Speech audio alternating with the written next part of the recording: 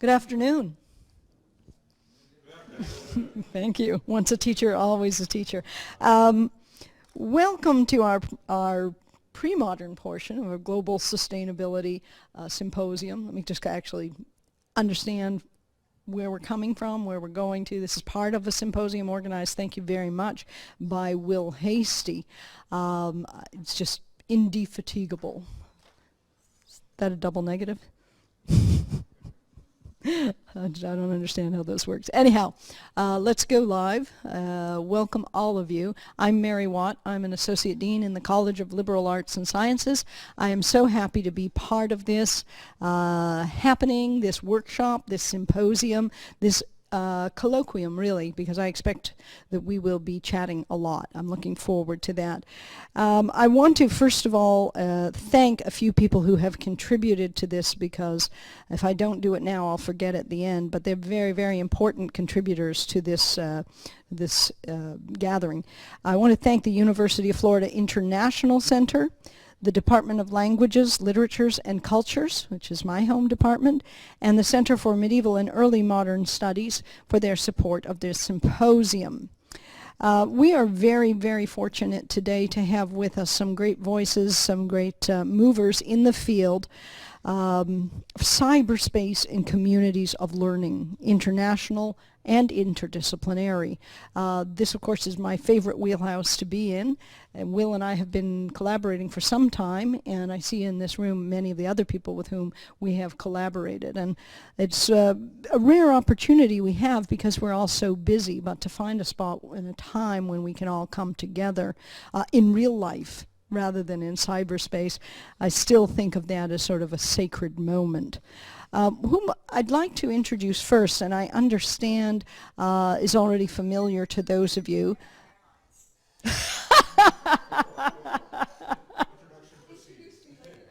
Oh, wonderful. You see, this is... Well, that was Carolyn Astrid Bruzelius, whom I understand has already been introduced with a fairly detailed introduction. But let me give you a few very, very important points. Dr. Bruzelius, Professor Bruzelius, received her PhD from Yale University in 1977. I think she was about 8 at the time. She has been the director of the American Academy in Rome, which is very dear to my heart, being an Italianist. She did that from 1994 to 1998 and was subsequently awarded the Anne M. Cogan Professorship of Art and Art History at Duke University. She works on architecture, sculpture, and urbanism in the Middle Ages. She has published on French Gothic architecture, for example, the Abbey Church of Saint-Denis and Notre Dame in Paris, as well as on medieval architecture in Italy, in particular Naples in the 13th and 14th centuries. She has published profusely. If I were to start naming her books, we would be here all night. And the most important thing for our purposes today is that Dr. Bruzelius is co-director of a database on images of the monuments in medieval Kingdom of Naples. I'm just going to let her students' words speak for themselves. These actually are taken from ratemyprofessor.com, and I was curious. Gothic cathedrals was hands down one of the best classes I ever took at Duke. Period. I'm no medievalist, art historian, architect, but was ready to become all three by the end of her class. She's retiring after next year, so don't miss out on the chance to let her change your life. It's pretty spectacular. Another student writes, Professor Bruzelius is amazing. She's extremely smart, well-prepared in lecture, keeps class entertaining with good humor and anecdotes, and I expect we're going to hear a little bit of that today. She is the nation's leading authority on medieval architecture, but she's very grounded and hilarious. So I, for one, am looking forward to hearing the little hilarious side, but I also have a side project that I need to pick her brains on, so thank you for inviting me. I'm also delighted to have the opportunity to speak with Eleni Bozia, who's a member of our classics department, who's working on digital epigraphy. Or do we say epigraphy? epigraphy and archaeology. The Perseids project in particular is of great interest to me, but what Dr. Bozia has done, along with her collaborators, is actually bring the ancient world, I'm not going to say to life, because we're still not stepping into it, but actually bridging gaps across time and space, which is a very important thing. And I think when we look at the comments of Dr. Bruzelius' students, we see just how important that engagement with the actual project, right? The ability to see it, feel it, kind of look around its corners can turn anyone into a lover of history, art history, and frankly the ancient world, which really brings me to my next collaborator, my good colleague, and I'm honored to call him a friend, Richard Wong, with whom I've worked for many years in the Department of Languages, Literatures, and Cultures.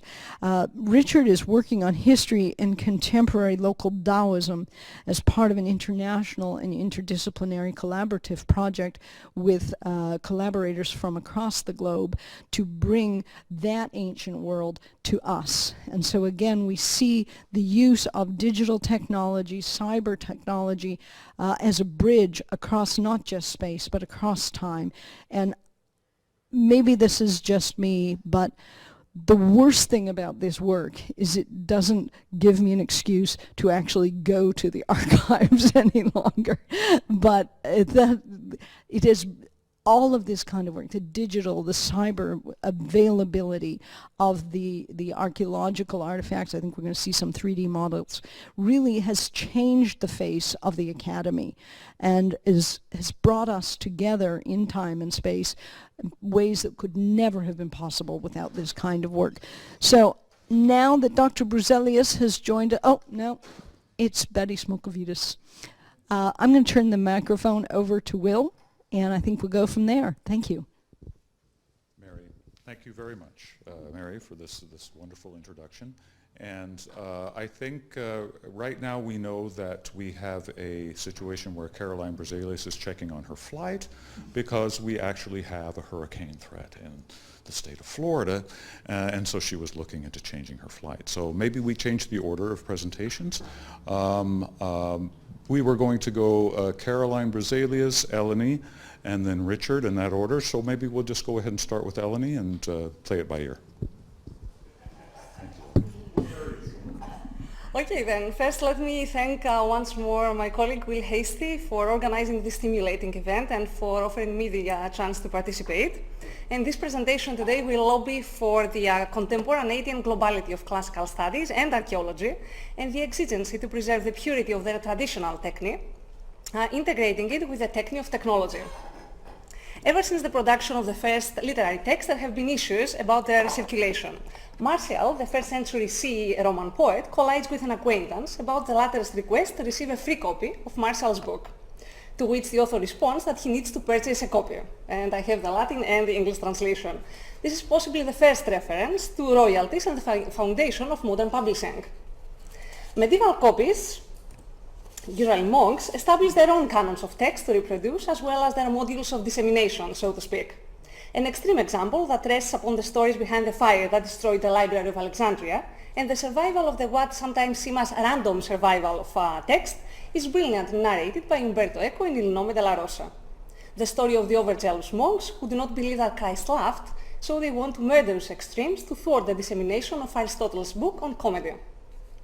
In the book, the monastery's library is described as a labyrinth, which is the case in our times of all the data that we have collected in books, journals, studies, institutes, repositories, digital or print. The purpose of computer-assisted analysis, therefore, should be to play the role of Ariadne's thread for the scholar, and by extension give the gift of intertwined and comparative knowledge to everyone. Today, on behalf of all of my colleagues, past and present, I will briefly present some of our initiatives, whose mission is to facilitate humanities research and democratize information, thus opening avenues for knowledge reuse and new considerations. Ultimately, our goal is to show the importance of working as a global society, disenfranchising cultural appropriation and voices arguing the irrelevance of classical research. I have been one of the founders and the Associate Director of the Digital Epigraphy and Archaeology Project since 2007. Personally, I assist and promote historical, archaeological and epigraphic research that has significant impact on the formation and transformation of the humanities. The DEA software, and I'm going to show you pictures of what we do, provides a scientific toolbox for 3D reconstruction, visualization, and further automatic analysis of historical artifacts. Now, I'm not sure that you are familiar with a paper copy of inscription. We call them ectipa officially, but they are also called squeezes, which is a very self-explanatory way of what we do. We basically squeeze a piece of paper, porous piece of paper, on a stone, and we create a legal copy of the inscription, which, again, legally we can take with us from the archaeological site. Now, determinations of the ectipon's usefulness have been mainly practical. The possibility to make a copy of the inscription that you can take with you, re-examine in the future, and more importantly, share and study with your students. Now, epigraphers utilize other types of documentation techniques to make a copy of their find. The paper copies, simple transcription of the text, which, however, does not allow for other readings, different readings, and beautiful pictures that, even though they are very inspiring, they are not that useful when you actually want to study the text. Additionally, we should consider cases in which the original inscription is misplaced, lost, or badly damaged, or the cases when the inscription is weathered and no longer legible, and it's significantly more weathered than at the time when the original ectipon was made. Then we are faced with a different aspect of originality. The inscription itself may lay a claim on the authenticity of material and construction. The ectipon, on the other hand, is the one that extends the life of the text itself. So the DEA, the Digital Epigraphy and Archaeology Project, provides archaeologists and epigraphists with a cost-effective and efficient method for 3D digitization of those very ectipon, as well as an access to an online dynamic library. Now, I have a link here. Basically, let me give you a short explanation. Basically, we have developed our own algorithm, and you need to scan the ectipon or the squeeze twice, and then you upload it on our system, and you get automatically the 3D model of the ectipon. I have a link here that can take us to our site. It's open source and open access, and I can show you a brief view. This is just a random sample of an ectipon. But the idea is how you can basically recreate the physicality. So what would you do when you have the ectipon in your hands? You would move it, you would get it closer to the light, you would move it closer to your eyes. So we tried to recreate all these visualization methods. So we have zoom in, we have rotation, we have translation, and we also have incorporated the 3D visualization of the original image, so different visualizations, edge map visualization, which you can see it can make a difference particularly along the edges. We have 2D depth map visualization, 3D visualization with a depth map, and I want to show you also, if you combine these with lighting, we have incorporated different sources of lighting, both natural and not natural, so angles basically and lighting that you would not be able to find elsewhere. It's computer produced in a way, so you can see the difference that it can make. And the basic 3D visualization. Of course, we have other options if you want it 2D or 3D, or if you want to perform measurements. So we have the perspective projection, but we have also incorporated an orthographic projection and automatic measurements of the letters. But let me go back to the PowerPoint. Just in case internet fails me, I always have screenshots. So this is, I have nothing different here. The depth map, the edge map, toggler, the one that I showed you, the toggler ruler, you can select a letter and you can see there automatically on your right the length in 3D, the length in 2D, And you can also see on the bottom, you can see how the letter was inscribed, which you can use in order to compare, perhaps to do author attribution, scribe attribution, I should say, dating, or if you're working with fragments, hopefully you can place them together. And the orthographic projection. We run into different kinds of dissemination issues, however, which we have resolved following the YouTube paradigm. So what we did was, instead of actually assuming that people are going to have a 3D viewer on their laptops, which is not always the case when you are working with archaeologists and classicists, we have included, if you can see down here, the embed in HTML. So the same way that you embed a YouTube video, you copy and paste it on your website or your database, and what you are copying is you are copying us. That means that if we revise our database, you won't have it. You need to recopy that, that label over there. But beyond that, you do not need a 3D visualizer on your own. You can basically use our own 3D viewer. We have, as technology has proceeded, we have managed to proceed along with it. So we have made our program run on every device, and we make sure to test it on every device that goes into market. So it runs on your tablets, on your iPhones, iPads, everywhere. And the movement is again natural. If you want to zoom in, you pinch out. So it's a very, very intuitive, I would say. And now so far I've only talked about the copies of inscription, so I only talked basically about flat object, but obviously when you are dealing with statues, you cannot place them on a scanner. You can, but it wouldn't help. So we started in 2013 exploring different digitization methods, and we started a collaboration with Palazzo Altams in Rome, where we got access to digitize their entire collection of statues. You can see here we started with Kinect, and you get the 3 different views while you are scanning. So you get the actual viewer, the color view, and the depth viewer. And this is 3 screenshots of the process. It seems simple, not so much, because for the Kinect you need, for a Kinect to work, you need a laptop as well. You need power outlets, which when you are working in a museum, it can present certain problems. Additionally, several of these statues, as you can see, they are all propped up, and they are life-size statues as well, which means that it's very hard to get the equipment to actually capture also their top. And then we started working with structure sensors, so basically that little device that you see mounted on an iPad that has facilitated the process and simplified the process a lot, considering that we do not need any power. You simply move along with the iPad, and whatever you are digitizing, it's what you see on your iPad, so it's much more natural and more immediate. And I don't want to take too much of everyone's time, but I have a link there with the entire collection of the Palazzo Altams statues.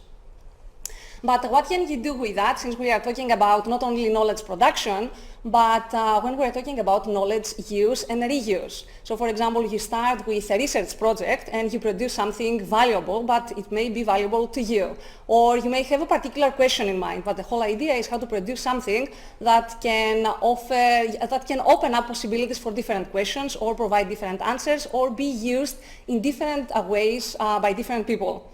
So with that in mind, we decided to actually try to explore all the inherent information that a 3D model has that we never utilize. So a 3D model is cool and useful for practical reasons, but when you are capturing a 3D poster and you have the depth vision of someone, it means that you are capturing their posture as well, the shape of their head, the shape of their hair. So one of our experiments, and this was done again in collaboration with Palazzo Altams, is how we can actually extract information from the 3D model pertaining to the posture of the statues. And I have the 3 different views based on their collection of statues. What you can do with that, the simplest is you can use it as a keyword search. If you want to find a statue that has a posture like this, there is no way that you can Google it. I mean, what are you going to Google? Left hand up? I mean, But with this, the simplest you can do is you can stand in front of a depth camera and you have a skeleton query, as we called it, up on your left. And the algorithm, our algorithm, then gives you the statues that look closest to your skeleton query. And I'm hoping, I know that we are recording, but I'm hoping that whatever we say here stays here. That's up there, it's me. But beyond that, the Ds that you have on the statues, it's the distance from the original skeleton query. So how close and how far it is from the posture that you were looking to find. So far the experiment is working. We do not have this particular application up on the DEA toolbox, but I'm hoping that it should be incorporated soon. Another case study is with the Monumentum Anchiranum. Cornell University launched an expedition to Asia Minor and the Assyro-Babylonian Orient in 1907-1908. And at the beginning of the expedition, they spent 2 weeks creating ectipa, actually, of the resgestae of Emperor Augustus that were inscribed on the walls of Emperor Augustus and Rome in Ankara. So these, the ectipa made it safely, back then at least, to Cornell, and they have been housed there ever since. But even though they are made of durable paper, they still succumb to environmental conditions, dryness, heat, and simply tear. So when they contacted us in 2015, we applied for funding and we decided to give it a shot, but what I have here is yet another way that we tried to experiment, and thankfully it was successful, because when we are talking about a copy of an inscription, it can be this big, it can be this big, but it can also be the entire wall, as was the case with some of these ectipas, since they were inscribed on the walls of a temple. So there is no way that you can actually put them on an office scanner. So what we did in collaboration with Cornell and their IT experts there was to have them mount a camera on a railing. Imagine a room like this. The camera was on top of the table and they laid on the table the ectipa and they started taking pictures, basically imitating what the scanner does. Then they rotated the ectipa and they took another set of pictures. So we worked, again, we kind of imitated the work of the scanner, and it was successful. I have just one of the screenshots, but to get from this to this, it was considerable improvement. Now the DEA is a global project, and as a global project is governed by an advisory board that consists of renowned international scholars. And our collaborators and funding agencies include the National Endowment for the Humanities, Université Lyon 2, the Berlin Brandenburgische Akademie der Wissenschaften, Palazzo Altam, Università Ca' Foscari, the British Museum, Library of Congress, and several others. The DEA project is also working with 3D printing, and I have some samples over here, and you feel free to experience them, share them. They all come from the collection from Palazzo Altam, and they have been printed here in Marston Library, Marston Science Library. And these new 3D models are now new objects that can assist more people in realizing the authenticity of the originals, as they can afford accessibility that may lead to closer study, scrutiny of details, and physical contact, most of all, that is otherwise prohibitive. Of course, the final, yet of no lesser urgency, is the educational parameter. The value of artifacts, monuments, knowledge itself is established against the backdrop of their social appreciation and standing. And the more authentic part of the edification process is the ability to actually have a contact with your object of study. Adding to the need of physicality, we have, here we are. The DA project has begun utilizing virtual and augmented reality head-mounted displays, such as Microsoft HoloLens glasses that I have on the video here. The interface allows the users to browse through our 3D database of artifacts and visualize them within their actual physical space. And what you see is in the big, on the big window. What you actually have in the room is the empty room that you see here on the bottom right corner. So our mission through this project is to promote digital preservation of world heritage and accessibility. Since the DA's foundation in 2007, we have persistently advocated through our mission, publications, methodologies and projects that each archaeological artifact should be part of a continuous cultural experience beyond geographical borders. As you can see, anything that you can do with your tablet or your computer, you can literally do in front of you, and it's very intuitive and very addictive as well, and very confusing once you remove the glasses. Now, in the spring of 2018, so basically a few months ago, the DA project, in collaboration with the Universität Leipzig in Germany and the British Museum, initiated the Digital Rosetta Stone project. The project works towards the 3D digitization, first of all, of the stone, the artifact itself, and enhanced reading and syntactical analysis of the trilingual scripts of the artifact. And we have a short video that sort of captured our experience. We were given 2 hours on the morning of June 28th this year, before the British Museum opened, and as you can see, it was pretty intensive, but it was quite an experience, to say the least. But again, you have to work with limitations. As you can see, the black paint that we have over there, we didn't need it at first because the lights of the museum were down, but then at 9:30 they turned them on to start getting ready for visitors, so we had to improvise.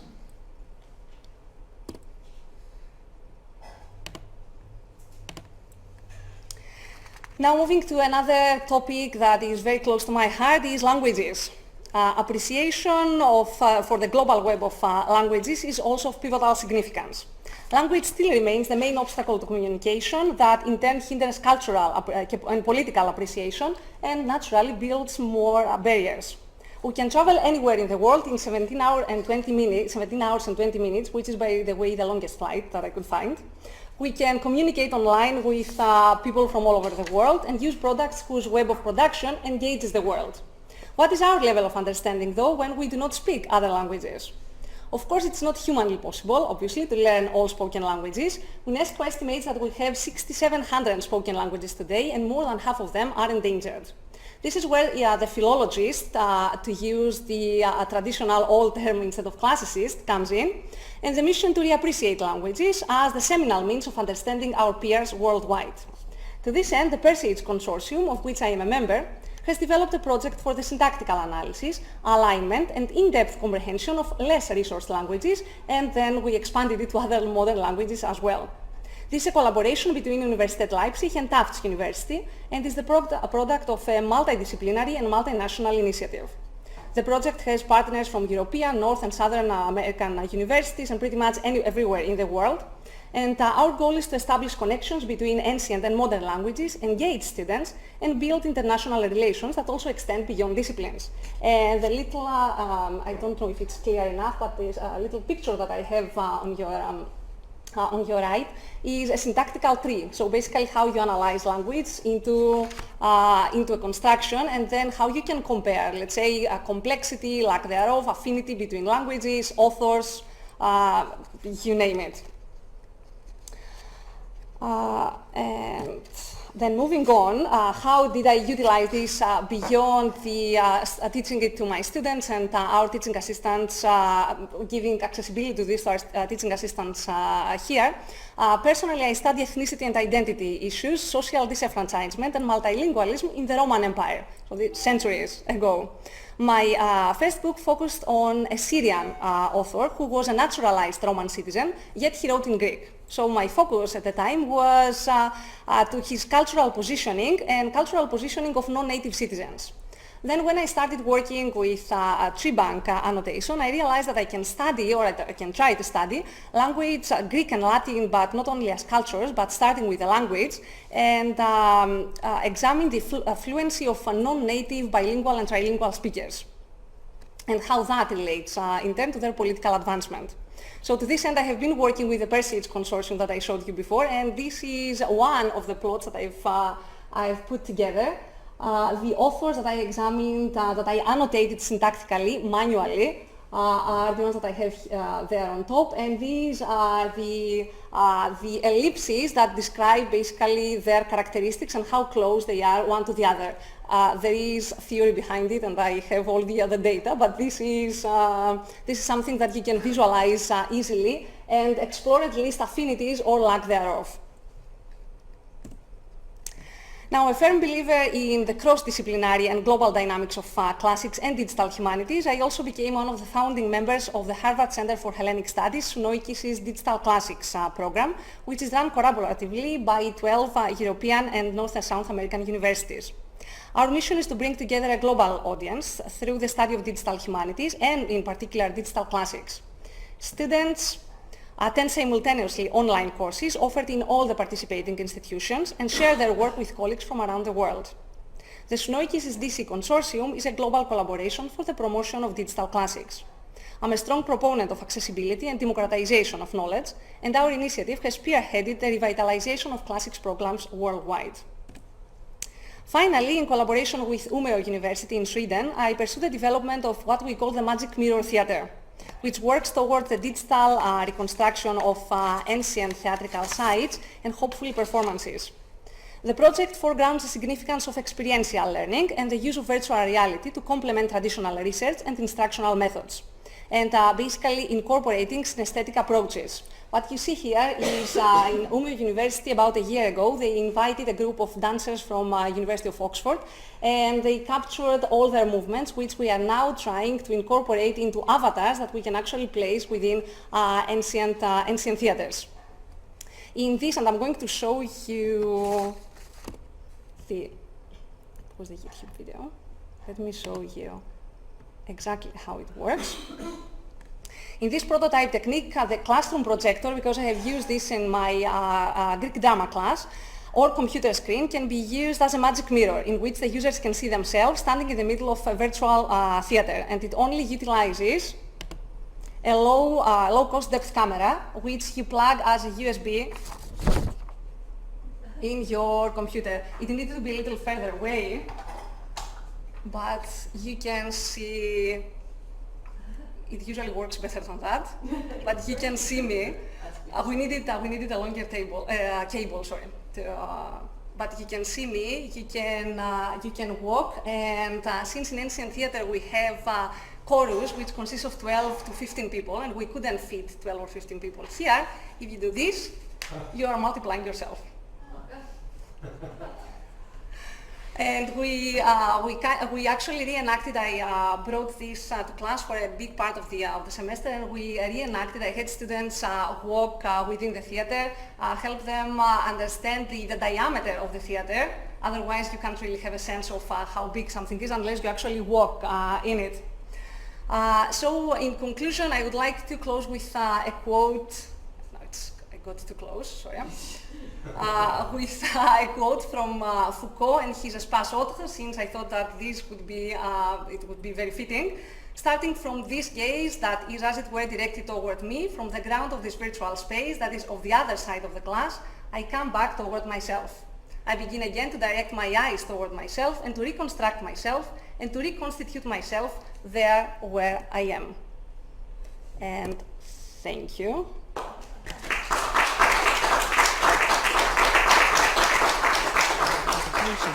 I'm going to very briefly talk about two projects, and I'm going to explain the why of each of them and how we got started.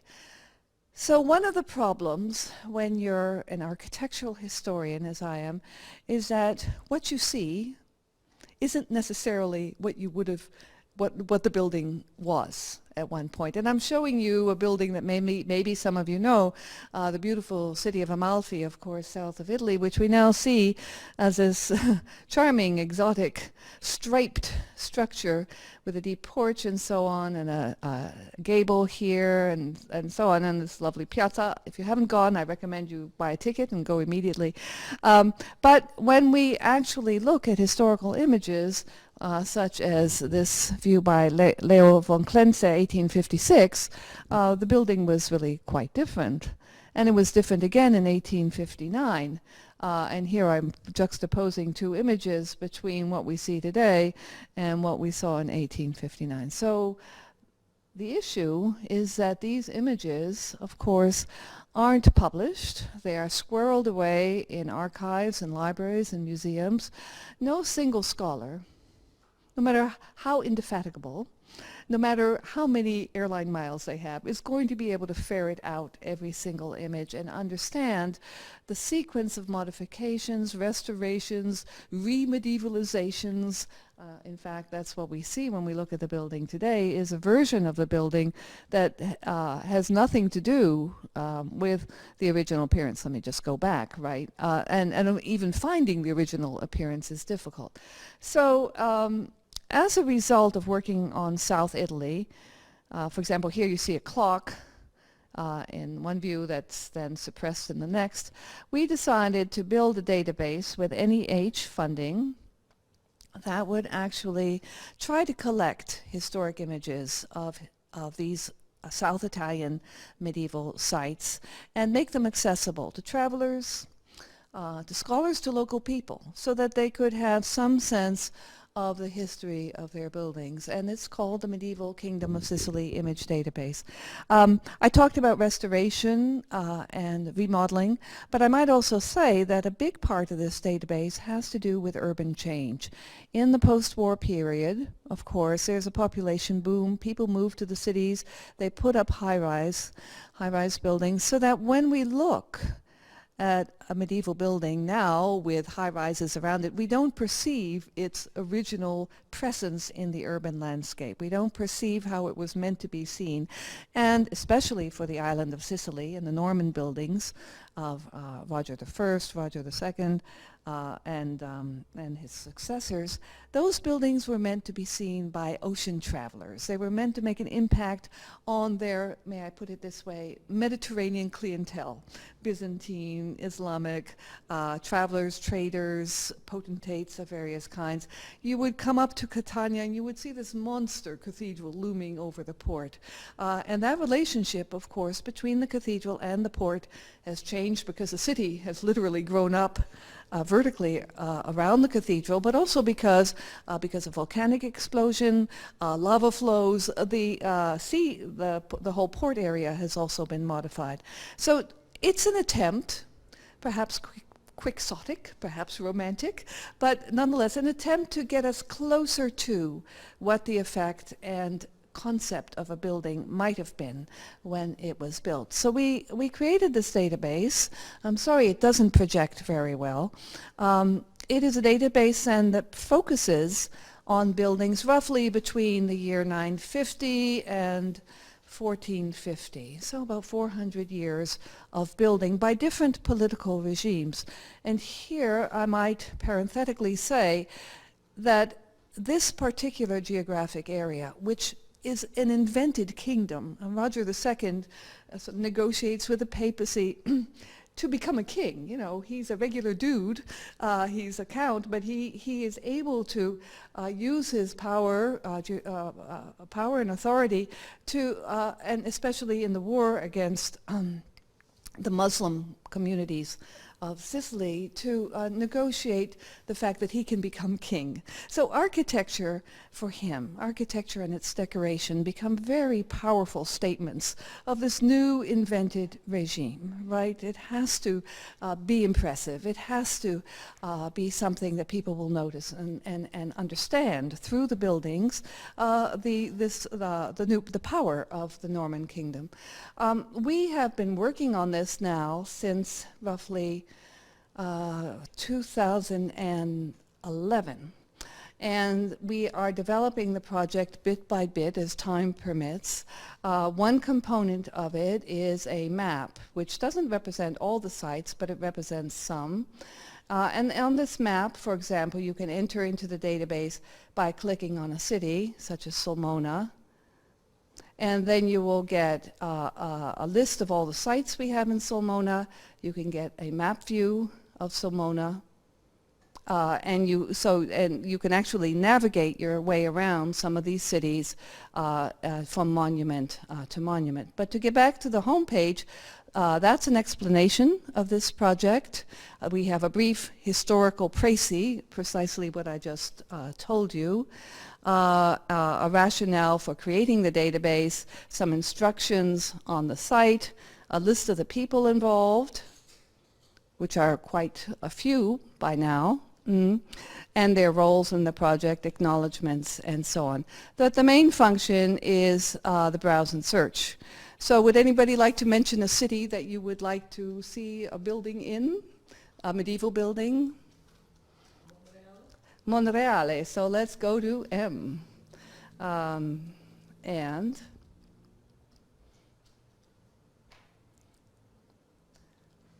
here it is.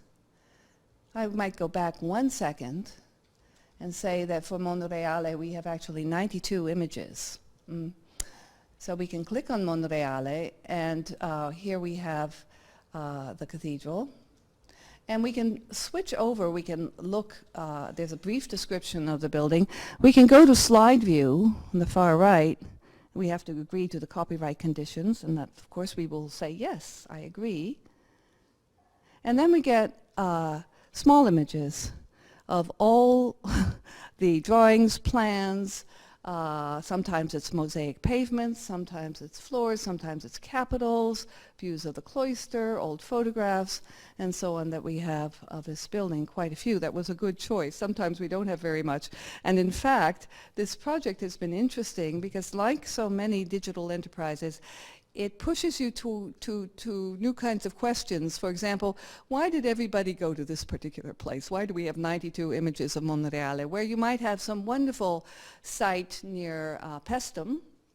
We're not doing ancient monuments, but maybe there's a medieval church there. Nobody goes there because there's malaria. And in other parts, there are brigands. So the history of documenting these buildings also has to do with how safe it was to get there and how popular a certain building might have been. We have information on each image, whether it's a drawing or a painting, the artist, it's the location of the image, for example, and so on. So we're trying to, without being exhaustive and without any pretense of having found every single image of every single site, nonetheless do something that is of utility to scholars and travelers and miscellaneous people. One part of this that became very interesting to me was war damage. And we might, for that, go to Naples. And we might, for example, go to the building I was talking about yesterday, which is the great double convent of Santa Chiara. And we might go to slide view. And we see lots of different images, images of tombs, drawings, engravings of tombs, and so on. But we also should have a significant number, if they've been uploaded, of restoration pictures. For example, this. And war damage pictures. And those have been very helpful in understanding what the condition of the building was pre and post-war. And it has brought to my consciousness in a very acute way the extent to which the Allied bombardment of South Italy was absolutely devastating to so many important sites in places like Messina, Palermo, Naples. Of course, Monte Cassino is the most famous of these examples and was kind of the turning point. The scandal of the bombing of Monte Cassino kind of prompted more consciousness about what was going on. But until then, the destruction was really massive. Now, these images are put on this database in very low resolution. They are not publishable. We give information about the collection or the source if it's a printed source, so that someone who wants that image can go right to the link to the museum and request a publishable copy. It's not our intention at all to make them available for publication, but just as a source of knowledge. So you can put this on your iPhone if you're traveling down the Amalfi Coast, and you can see, for example, how sites changed over time. When I started this project, I really had no idea what I was getting into. I thought, well, it's very simple. And of course, like everything else, it's not simple at all, although compared to Eleni's work, it's much simpler than hers. But what it has done, as well as my other projects, for a scholar trained traditionally, has been to project me into a very different way of working. working with technology, of course, working with teams, managing a team, looking for money, scheduling outputs, trying to keep this kind of project going over time, which has really prompted, I hope, what I could call new skills, at least forcing me to think in a very different way from the way I worked as a scholar working on an individual building. Now, after these various digital enterprises, I look back at my previous work, my books on various buildings, and I think that was crazy. Crazy to think that you could do all that by yourself, when working with a team can be so much more stimulating and exciting. And that brings me to my second project, which is called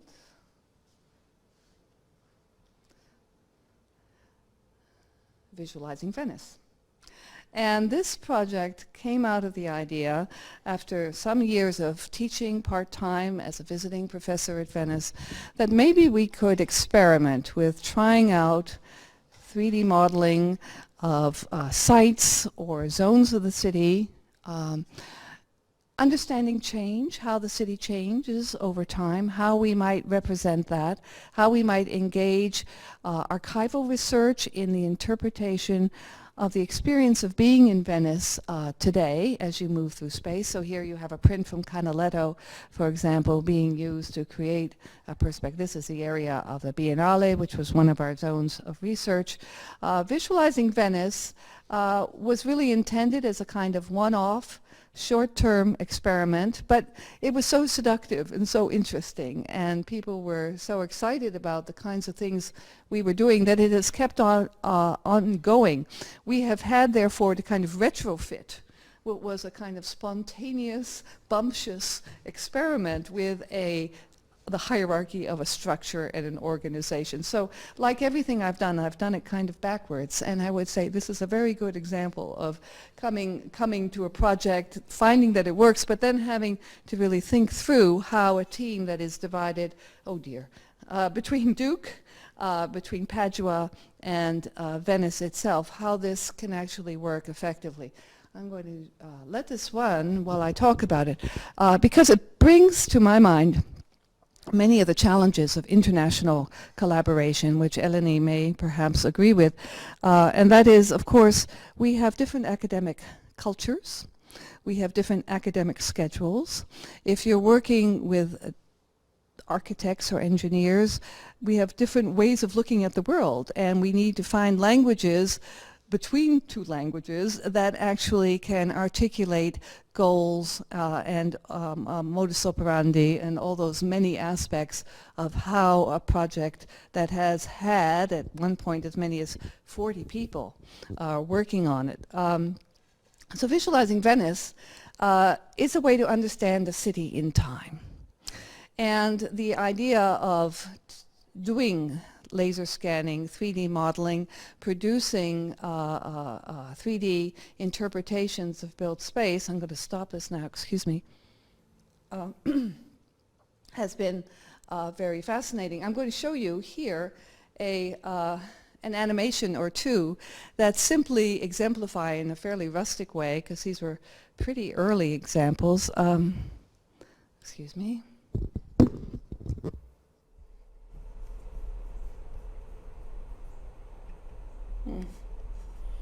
Now my video's disappeared. So has my... Well, let's see if this can get this one going. Well, I've been having trouble in this room, and today I'm having more trouble. But let me show you this. So this is a 3D model of the great Dominican church of San Giovanni e Paolo, which is commonly known by the Venetians as San Zanipolo. It really anchors a very important part of the northern edge of Venice. Here's a church, and here's a cloister. It's now the hospital of Venice, and I hope none of you ever have to go.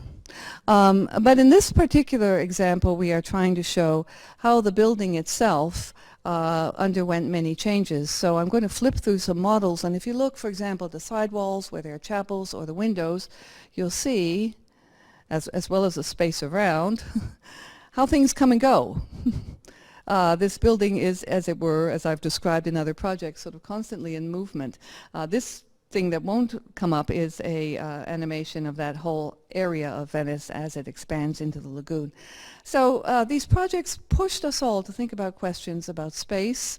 They pushed people to take evidence from the incredible archives of Venice and actually say, okay, what does this actually mean in terms of the shape of the city, in terms of how people move through space, in terms of how institutions generate new construction and therefore landfill? How can we understand growth and change in Venice over time? So these are two of my international collaborations. I think I'll close it down here and be ready to talk about this after perhaps Richard has done his presentation. Thank you.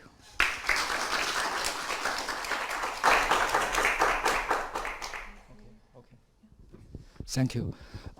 First of all, I would like to thank Will Hasty for inviting me to the event, and Mary Watts, your introduction. Okay. I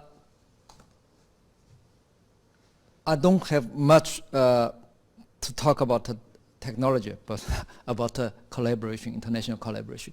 Currently, I have two projects, but now I'm talking about this one, the research on history and contemporary local Taoism, international collaborative academic conference and research project workshops for several years. And this is the workshop that took place in the past summer. And the international collaborators include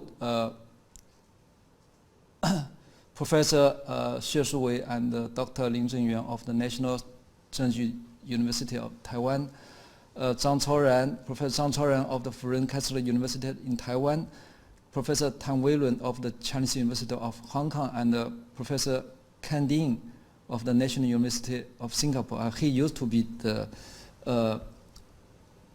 chair professor at the McGill University. And other participants, including people from Humboldt University and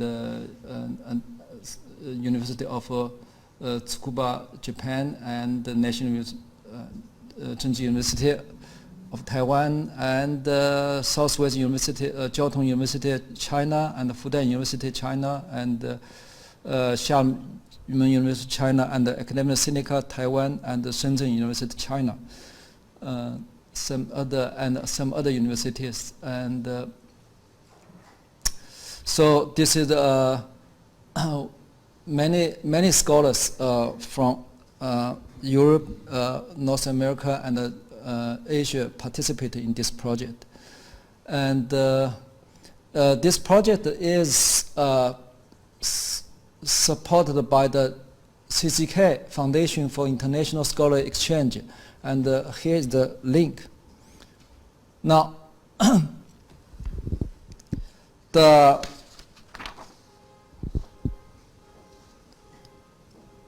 the study of local Taoism has been one of the main concerns of international academy of Taoist research. It not only lays the foundation that enables us to understand modern Taoism, but gives considerable aids to rethink the real status of Taoism or role it played throughout Chinese history. The long-lasting tradition of Taoism makes it impossible to understand local Taoism in the contemporary world if deprived of its historical context. Modifying research perspectives and clarifying the relationship between contemporary local Taoism and ancient Taoism documented by historical archives, therefore, become a significant task of current research. In order to achieve this goal, we invite scholars who specialize in the study of historical archives or fieldwork from all over the world to conduct the comparative study that combines the historical research and modern local Taoism by international collaboration in the hope to improve our understanding of diverse traditions of local Taoism and rectify some narrow perspective of Taoist history.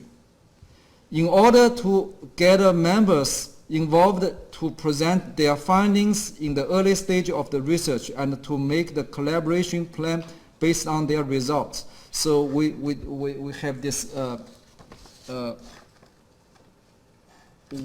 conference workshop series. The fieldwork studies place its emphasis on 4 topics. So let me. This is China. Let me see. Okay. Southern and Western Fujian province, and this is the Fujian province. So southern and Western Fujian province as the mainland of Taoist ritual, because this is Taiwan. So this they are kind of related, the ritual tradition related, as well as related areas such as the southern Zhejiang province. So this is southern Zhejiang province, and also somewhere here, Singapore and Malaysia. And the second is the Jiangxi province. So this is Jiangxi province, and the Hubei province, and the so-called Jiangnan, the Lower Yangtze Delta. So basically this region, the entire this region, as the core area of Taoism and the comparative study of all areas mentioned above. The third is the interaction and the competition between Taoism and Buddhism, found in southern Fujian province and Hunan province and even Yunnan province, and the phenomena of Taoicized popular Buddhist ritual. And the fourth is a comparative study of Taoism in northern and southern China. So the historical study, why I just talk about the fieldwork study places. Now I talk about the historical study focuses on 4 topics. One is the basic form of the newly developed expression of exorcistic rituals in Daofa and its impact. The Qingwei Puritanistic school as the most influential facilitator that integrated the Song through the Ming Dynasty Taoist rituals.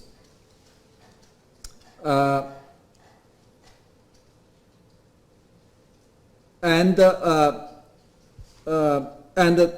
way Qingwei school exerted its influence. The third is to investigate the reform by the unified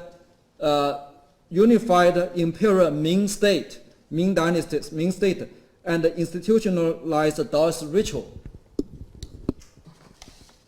and how it succeeds in permeating the local society. The fourth is to study the activities of the Orthodox Unity Order, Zhengyi Dao, in local society and its integration with other religious traditions by investigating local archives such as temple gazetteers, local gazetteers, stellar inscriptions, so that we can further understand the real status of local Taoism in history. Now I would like to talk about a little bit about my responsibility in this project.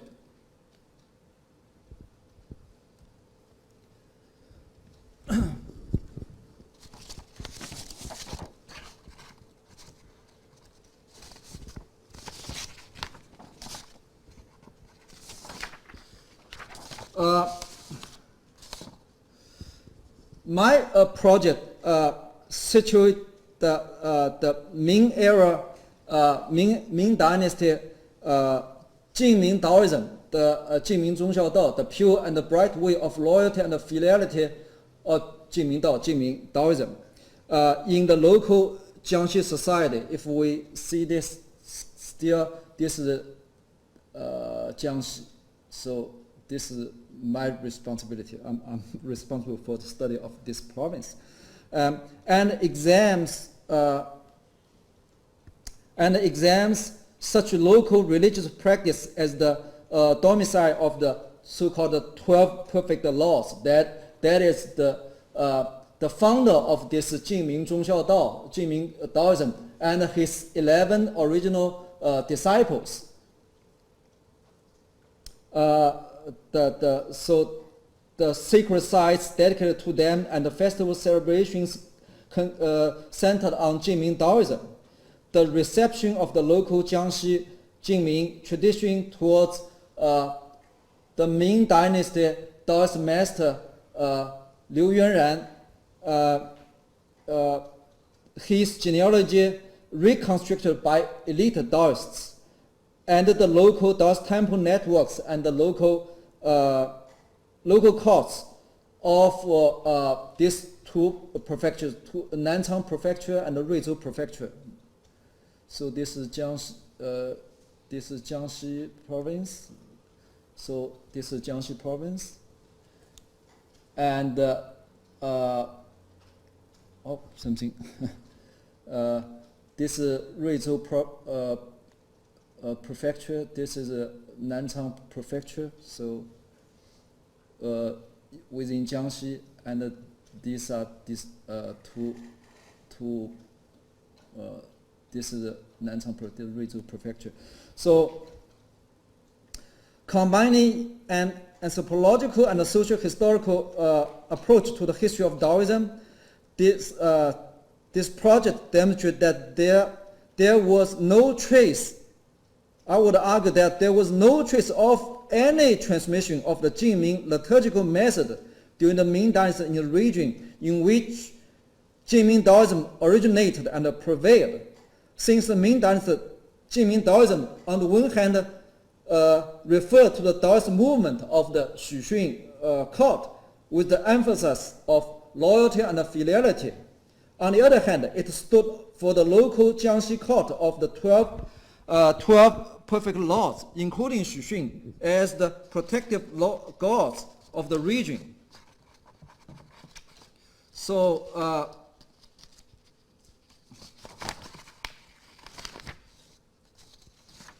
reflected in seasonal festivals, the Ming-era local Jiangxi cultic movement thrived and persisted through the local Jingming temple network. In this sense, the Taoist priests active within the temple networks were considered Jingming Taoists, and the local patrons and the lineages, clans involved in the court of Xuxun as the Jiangxi guardian constitute the followers and the communities. Jingming Taoism was an open-ended and localized movement in the Ming and remained significantly distinct from other Taoist schools or lineages ever since. So let me show you another.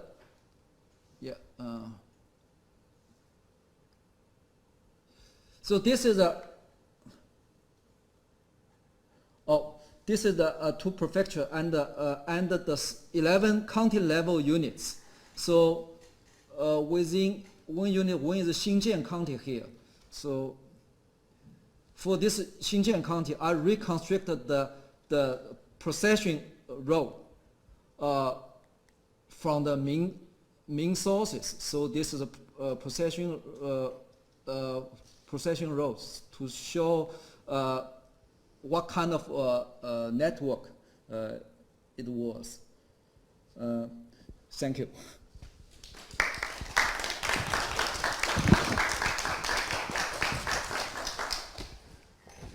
Thank you. Have a good 15 minutes at least for questions, comments. as I'm thinking through, there's such a great wealth of work that's been done here, covering different areas in the world, covering different periods of history. Our basic idea is international and interdisciplinary collaborations. That's kind of like the bottom line, international interdisciplinary collaborations, and how it is that they are perhaps helping us to arrive at new knowledge. And not just this, of course, there's the question of the increasingly sophisticated tools that are available for people to be using in these international and interdisciplinary collaborations. So I think that this is the sort of the foundation of what it is that we're all talking about. We're trying to work with people over broad areas to gain knowledge about complex networks. And to some degree, we're using tools, clearly very, very sophisticated new technological tools to gain knowledge, either by perhaps beginning to simulate those networks to some degree, at least to provide some sort of access to increase our access to them. I'm hearing, it's like I heard different very interesting things. One of the interesting things I heard, Eleni, from your presentation was the idea of democratization, or the idea of access, which is important to you. And you can see that access to make these kinds of monuments that are so significant and kind of belong to history, so to speak, but to be able to kind of bring them out and actually make them accessible to anybody and everybody, really. Seems an extraordinary thing. So just coming back to the basic notion of our topic being international and interdisciplinary collaborations and their values, and informed by the technologies that we have at our disposal, and having the different sets of research problems that we have.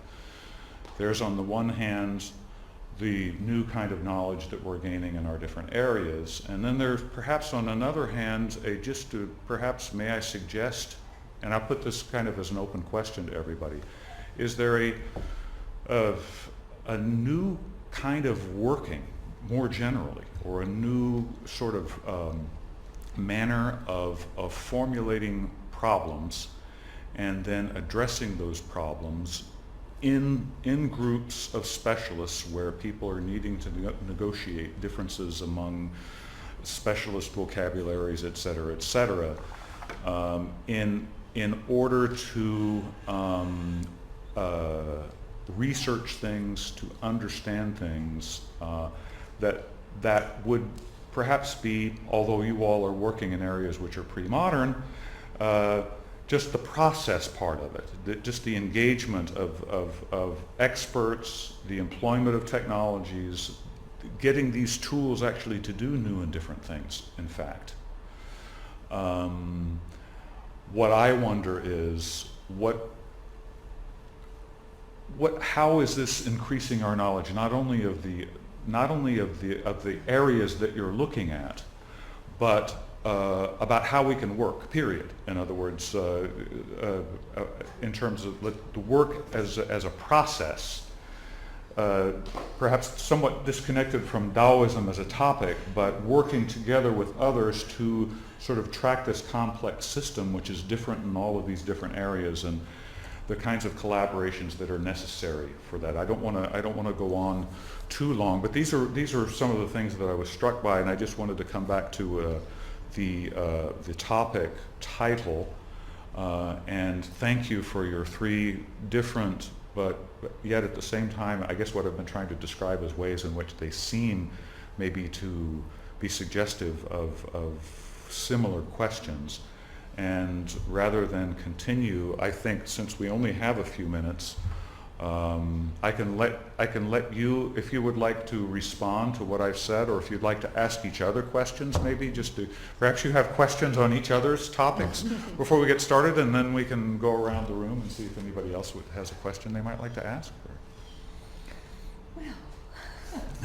I mean, I am interested in the structures of international collaborations. I am interested in how it gets set up, what is your particular role in a project, how contact is maintained and communication is kept open, and whether both of you have developed good strategies for working across the planet within the things I mentioned, which is different academic cultures, different linguistic cultures, different expectations within universities for tenure, promotion, employment even. And those in my projects have been often big challenges in order to make a project work well. Richard, would you like to? Okay, thank you. Yes, actually, we do in our project. We do have many images similar to Caroline, your images, but also we have tried to do something, use a linguistic link like Eleni. We use, for example, some terms or the name of deities or the sequence of deities as a way to search for different ritual, different rites in those ritual. But the problem we encounter is actually today I don't show the images because the copyrights issue, because scholars they videotapes or take picture, they want it as a precious precious possession. They contributed to our project, but they put that kind of copyright issue there, so we cannot share with the public, Copyright issue is huge. For me, every project has been different, and I don't think I have the recipe for the perfect project or how you can what you can do steps 1, 2, 3. The main component I would say is your personal involvement, time-wise, and the work, the personal work that you're going to put into it. Because as you said, the limitations are several, and you can see them as disadvantages. You mentioned academic schedules, promotions, etc., semesters, everything, and yes, and money as well. You need to find financial support, which is, I think, the biggest obstacle. But if you look at it from from a different perspective, they all indicate different projects, so different people, and finding different ways to work with them, and different types of communications, and working around different difficulties. But so far, I'm lucky, have been fortunate, several of these projects have progressed very well, with the exception of the theatre project, the last one that I showed, that has stagnated over the past year or so due to funding. So if I would have to pick the biggest obstacle in all my collaborations would be funding, to be honest. Oh, it's huge. And applying for funding is a huge yes, investment of time. Because it's basically a short monograph every time you are applying for funding when you're putting together an application. So every application is about what? For the NEH or the DFK is about what, 100 pages? So it takes a lot of time. The way around it again is personal time, more often than not unpaid personal time. We talked about it yesterday. But also trying to apply for funding in different countries. So since we have different collaborators, if we do not get something here, they may get something in Germany, or they get something in France, and they are covering part of our expenses here. So that's why I said there are limitations, but on the other hand, they are also the positive things, different limitations, different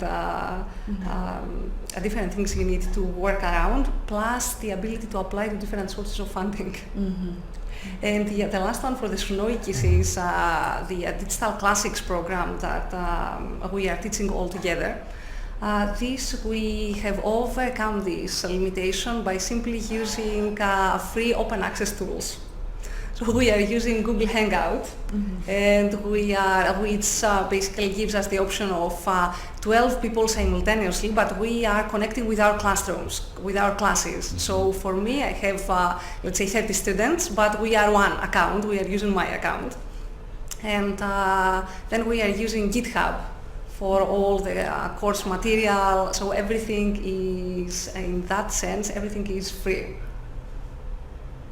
So these are some of the ways. Yeah. Two things struck me. The notion of translation, and I think of that in the context of translating relics from one place to another, and immediately I thought of Star Trek, where you can go from one place to another, and there's almost like fax technology, we have it here, we have it there, we have those somewhere, now we have them here. So taking place and putting that place somewhere else was really really important to all of your work. The second thing that took me back, or drove my mind to the idea of the Fire of Alexandria, the library. And the ephemeral nature of so many of these artifacts with which we're working.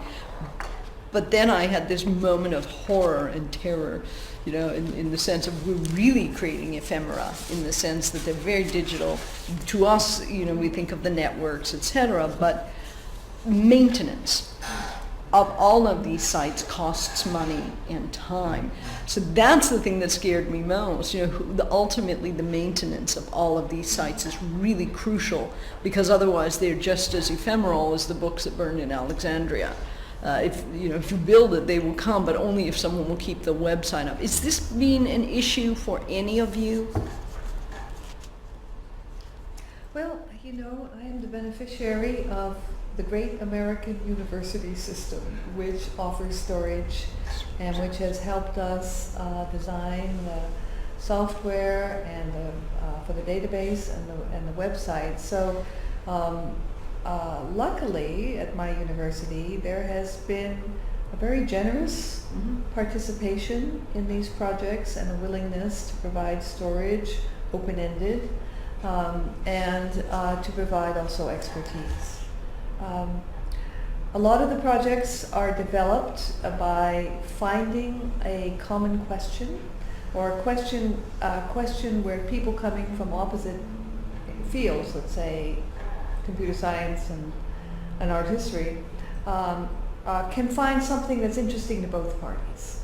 I was describing to somebody yesterday a project that's very much like yours, studying chisel marks on the carving of wall surfaces. Could we identify the hand of stonecutters by the kind of using on-site version of using lights and photography on walls and contrasting lights to identify chisel marks and then match them up, so we could say this wall had 10 different masons carving this stone and so on. But in that case, for example, it was a chair of computer science who was interested in seeing whether we could do this through these photographic methods, working with me. And so you had two fairly senior people asking a question. It was interesting to me because I'm interested in the labor force and construction. It was interesting to him to try out a theory on computer analysis of marks, of signs on stone, basically. So in many of my projects, I have, as it were, gone shopping. I've, talked to people and said, well, I've been thinking about this. Do you have some ideas or suggestions? Or who in your department of electrical engineering might be interested in color projection on sculpture or something like this? And develop a project finding an interlocutor for whom this presents an interesting challenge. And I don't know how it works for both of you. But for me, it's often been the kind of developing of partnerships with colleagues, and that includes students and both graduate and undergraduate, and setting up a kind of team that will then push a project forward. Now, this is local at Duke some of the time, but it's also between these other groups I work with at Padua and Venice or in Naples. And so it is a kind of courtship around developing an idea that will answer maybe one or maybe more questions, but the answer comes from different areas of expertise coming to the question. And you might change the question or refine the question depending on what your colleagues are interested in doing.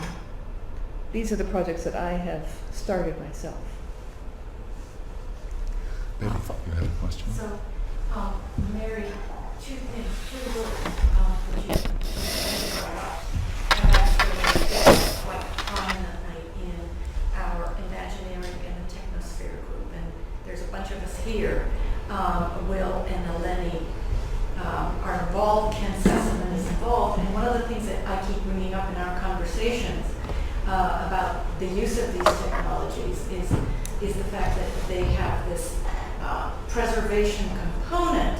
And when the fire in Brazil took place, I mean, I was on email that night, remember, and I was just saying, we have to include this, we have to consider this.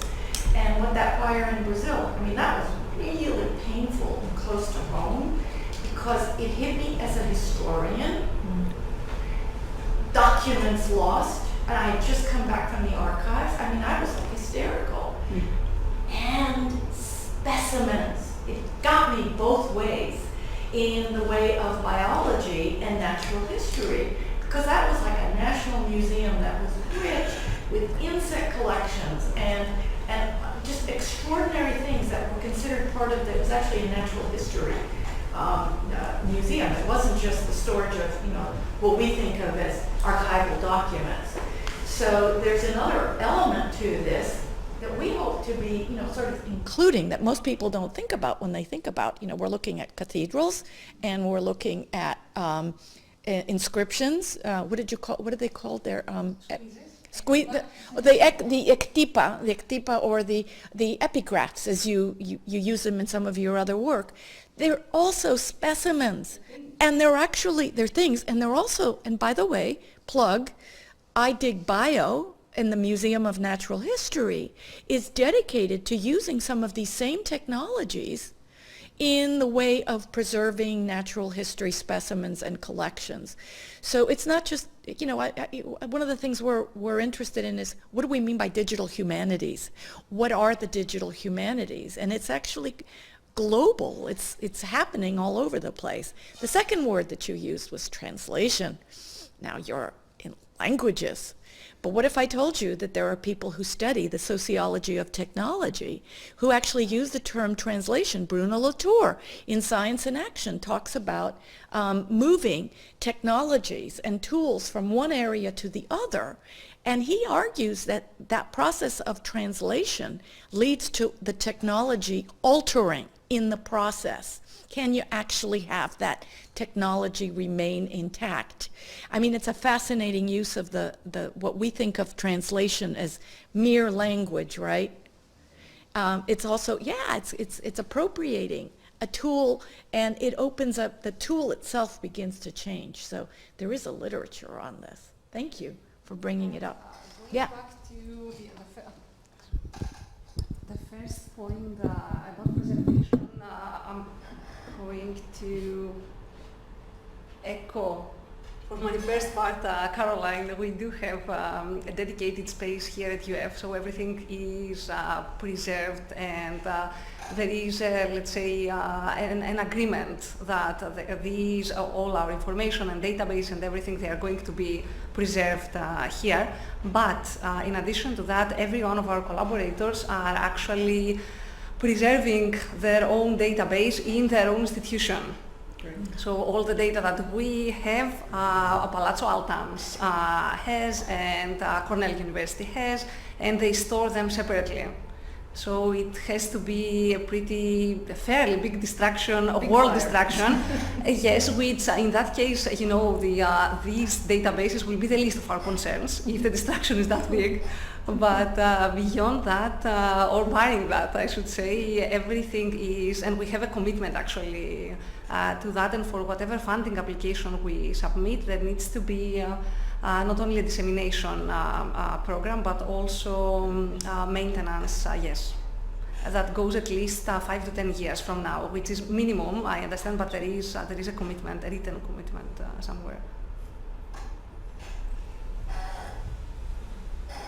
Yeah, I think we all know at the UF we have the limited funding resources. But I think it's a smart to have international collaboration, and when international collaborator is from the Institute of Historical Geography at the Fudan University in Shanghai, and Fudan that institute also had a collaborate project with Harvard Yanjing Institute, so they created that kind of historical China GPS. So with 1,000 years of maps, so with their help I can do that, because I only have textual mentioning of those procession. I don't know how to make a map. So and also that's a historical name. It has no correspondence to current name. Geography. So so with the help of those international collaborators, you can do a lot of things, even though we have limited resources. Sharing the burden. Well, I wouldn't say burden, but sharing the wealth in that sense. And yeah. so that seems to be one of the greatest strengths of that. Is I was struck by the storage in a whole bunch of different places, right? You make these, but also the resources that are available and be more than the sum of their parts, right? Plus, we want to make sure that they're going to be used later on by someone, hopefully for not necessarily an archaeologist or a linguist or a classicist, but I was reading a few years ago the Library of Congress digitized the Lincoln's letters, and they were monitoring who was accessing the database more frequently, and they were kind of betting as to who it's going to be, historians, etc. And it turned out that it was the Oxford English Dictionary, because they were tracking changes in language and vocabulary. So the whole idea is actually putting it exactly. Anybody who uses collections and archives, they come to me and they say, "What do we keep?" And I say, "You don't know. You don't throw anything out, basically." Exactly. You just don't know. And you don't know how they're going to be used. Later, you don't know if the technology, what we always do is preserve the raw data as raw as possible. Because when we started, we used the Kinect that I had when I kind of projected myself. We started with Kinect 1, and then Kinect 1 became Kinect 2, and it was a lot better. But now Kinect is out. So does that? What about the data that we had? And does that mean that the theater project is over? No, it's not. If you preserve the raw data of everything, then you can sort of upgrade it or reapply it on the new technology, or apply new technology on the data that you had. So you basically preserve. You keep everything. And you hope that it's going to be used in different ways by different people, different disciplines, different technologies. To what I'm intrigued by this whole discussion, and returning to the question of what we typically do as humanist scholars, and what weighs in the scale of humanist scholars, and particularly if you're earlier in your career, and that's the single author monograph. And what we're talking about here is a completely different way of working. And I think that one of the things that we're suggesting is that this way of working is by no means any less valuable. In fact, there might be great merit in somehow being able to give greater value in our profession to this kind of collaborative work, especially as we seem to be coming into the position of having new tools for asking new questions, for taking research questions in different directions. the time-honored method of the single author monograph is going to be there, but you kind of wonder to what degree, as these new methods become more effective, as I suspect they will, how that will over time affect sort of what's seen as the valid sort of course forward, the valid research course forward for humanist scholars. And of course, I think of people in science, in linguistics, and in other areas who have that other model, and we all know that looking over from humanities. And it's for me, it's just kind of interesting thinking it forward and wondering what the future is going to be for humanist scholars, and following precisely along these bits and pieces that we're leaving in these projects. What we hope, of course, is that students will be interested in picking these up and developing them into things, and that perhaps there's a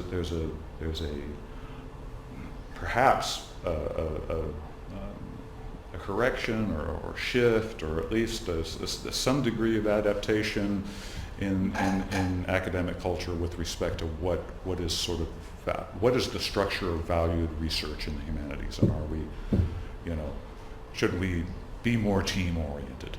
And it seems like there are lots of very good reasons for us to try to be more team-oriented. There are certainly new criteria being developed by the different professional associations for digital work in an attempt to normalize evaluation of digital projects in the humanities, and the MLA and the College Art Association, and that is helping a lot. And things are being normalized. I think when I began, and it of course depends also on the field, I think philology, archaeology have been, within the humanities, very much in the avant-garde in terms of digital work. Art history, strangely, has been incredibly recalcitrant and hostile. I'm not surprised. You know, I mean, and so we really committed ourselves 10 years ago to running workshops to train graduate students, and we did that at Duke, and we did that in Venice. And it was very much part of Visualizing Venice, for example, is a lot about offering workshops on mapping, on 3D modeling, on all these technologies as a kind of step, a leg up for these graduate students in conventional PhD programs where they would treat digital projects like a case of leprosy, and it was something that was, not accepted in my field, and indeed my own colleagues were extremely skeptical of my enterprise. So it depends a lot on what discipline you're in and what kind of culture you're operating in. Our history is finally catching up nicely, I'm glad to say. And I also want to say it's incredibly important that people don't feel they have to do digital humanities. It's only useful when it can be useful, right? And when it can answer a question or engage you or your students in some enterprise that has some value. But there are lots and lots of things that have nothing to do with digital work necessarily, and that's okay too. Speaking as someone who is currently going through it, I'm assuming of the three, I'm the only non-tenured yet. So the short answer for me was to do both. Do both. I'm not a betting person. So so I did the single author monograph that was traditional, and it was purely on classical studies, the first one that I mentioned before. But when I started thinking about it, the way that I'm working for, now that I'm close to completing the second, is actually doing what Caroline kind of hinted at right now, using digital humanities, but to answer my classics questions. So I'm not doing something entirely separate. It's not, okay, I have this database, but also, but how are you going to count this? Is it under section 16 or section 18? I recently went through the section phase. And so the way I was doing it, I started thinking about how to compare language and how to compare, let's say, Greek and Latin between native Greek speakers at the time and native Latin speakers at the time. So I started working with tree banking, and then of course that involved computational linguistics. But you see, it was something that promoted, was helping me study Greek and Latin more in depth, in a more in-depth way. So I did several of these trees, and then I had to compare them. So it's, if you have 5 or 10, you place them in front of you, you can see which one is shorter, longer. But beyond that, what else can you do? And what about 500 of them? So I went through the phase of printing them out, and I placed them on the walls of my office. Are you familiar with the movie Beautiful Mind? Oh. Yeah. People started getting scared when they walked into my office. So then I had to find a more practical way to do it, and I started learning basic programming and all that to actually get numbers. But the digital component was actually enhancing, is actually enhancing my classical studies question. Yeah. So it doesn't have to be one or the other. First of all, you do not have to do it at all. I agree with Caroline, but it doesn't have to be one or the other. The same way that you are not going to say, you know what, I have a pain, I'm going to a digital doctor.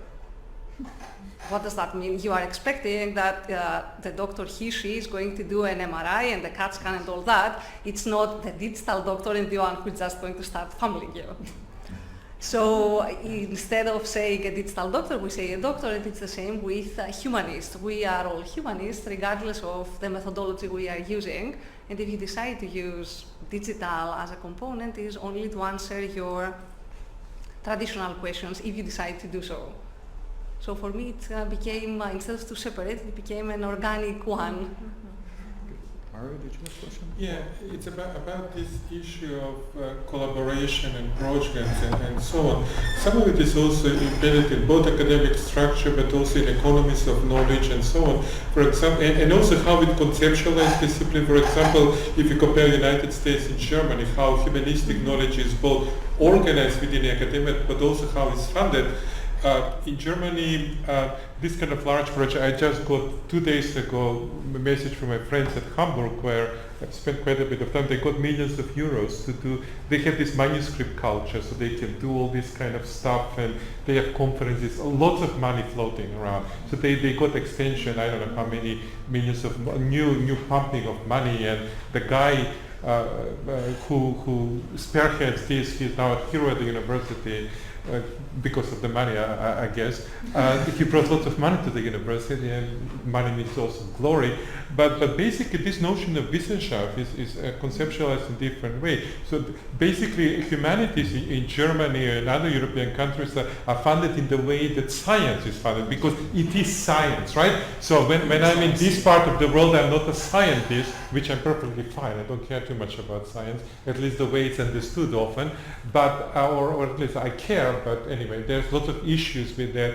But when I go to Germany, I become a scientist. Like I'm a member of the Humboldt Foundation, so I meet people from all kinds of disciplines and so on. And they fund the science. They give you this project. So, for example, if you apply for some kind of grant, you can apply some hard science, you can apply humanities, and so on. So in order to be a science, and then there is this expectation of collaboration, right?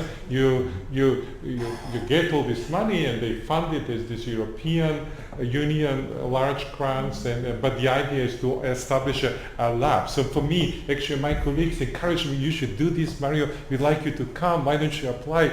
And I said, what kind of humanities lab? So for me, it was very, very foreign concept, how you bring people, collaborate, because that's not how we operate. The operation, traditional mode of operation is like a monk, like a hermit, right?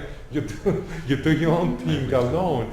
And that's also embedded in terms of tenure, in terms of promotion, in terms of funding. So all these things are kind of quite different. And then if you work across continents, across countries, how discipline brings some of the problems, but then it opens up perhaps some other possibilities. And that was actually the question I wanted to ask you when you mentioned both of you, but especially what are some of the issues and problems in terms of this international collaboration and so on. But I think we have.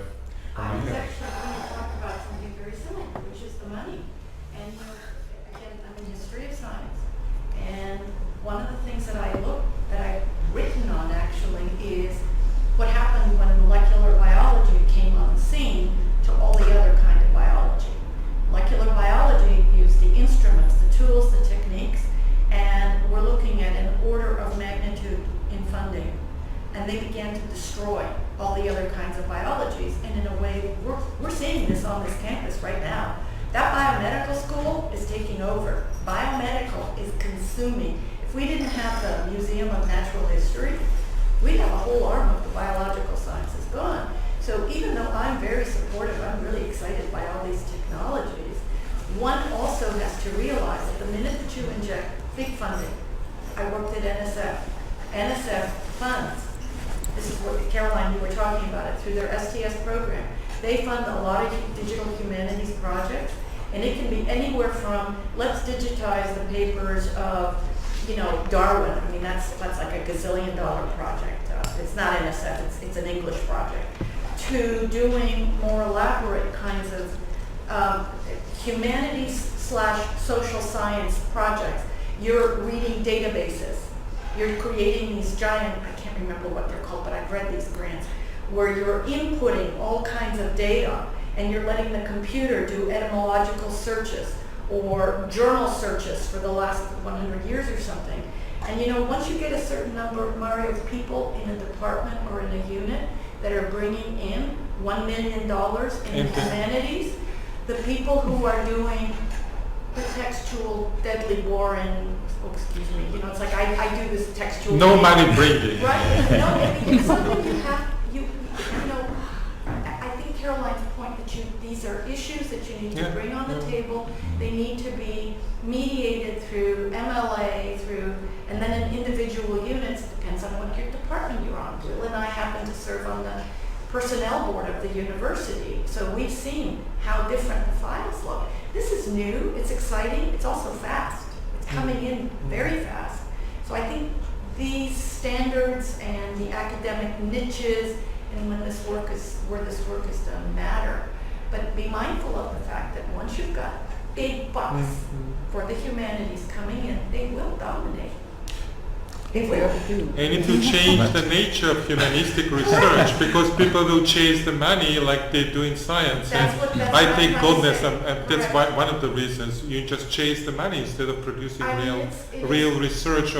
Basically, you're looking in terms of where the money. I mean, I'm not saying everybody is doing that, but often that's my concern about the scientific model. If you are in the science, in the STEM field, it's not even hidden anymore that you have to get X amount of money for each field.